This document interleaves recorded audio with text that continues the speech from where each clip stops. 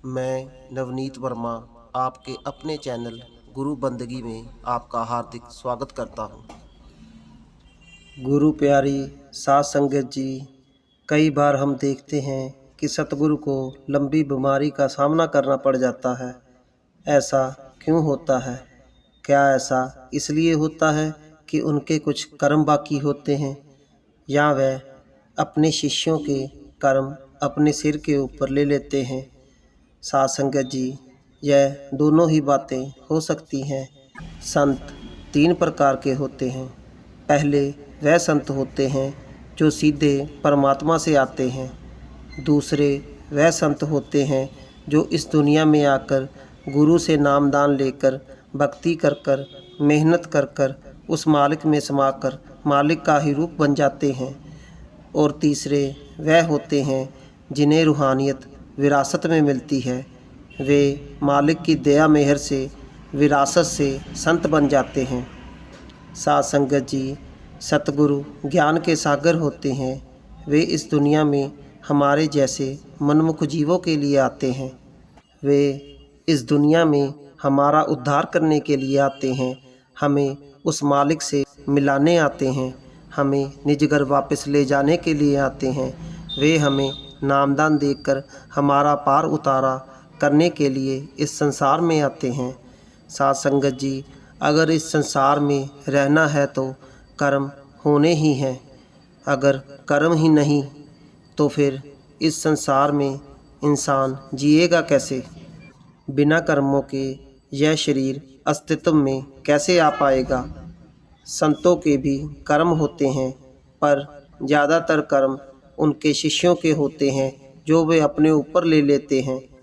अगर संत चाहें तो वह अपने कर्मों का एक पल में ही भुगतान कर सकते हैं, क्योंकि गुरु में सुप्रीम पावर होती है और वह कुछ भी कर सकते हैं। पर वे अपने शिष्यों के कर्म अपने ऊपर ले लेते हैं, क्योंकि गुरु कई प्रकार से अपने शिष्यों की सहायता करते हैं, शारीरिक तौर पर भी और आध्यात्मिक तौर पर भी। कई बार हमें ऐसा लगता है कि सतगुरु दुख भोग रहे हैं, पर वास्तव में ऐसा बिल्कुल नहीं होता। वह वास्तव में दुखी नहीं होते, वह हमारी मदद कर रहे होते हैं और हमें पता भी नहीं लगता कि वह हमारी कितनी मदद कर रहे हैं।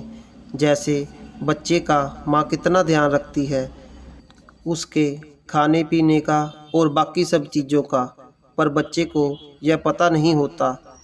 पर कुछ कर्म सतगुरु के अपने भी होते हैं, पर उन कर्मों का प्रभाव उन पर बिल्कुल नहीं होता। वह चाहे तो उन कर्मों को एक क्षण में ही ख़त्म कर सकते हैं। इस संसार में रहने के लिए गुरु के कुछ कर्म होते हैं, पर कर्म गुरु को सता नहीं सकते।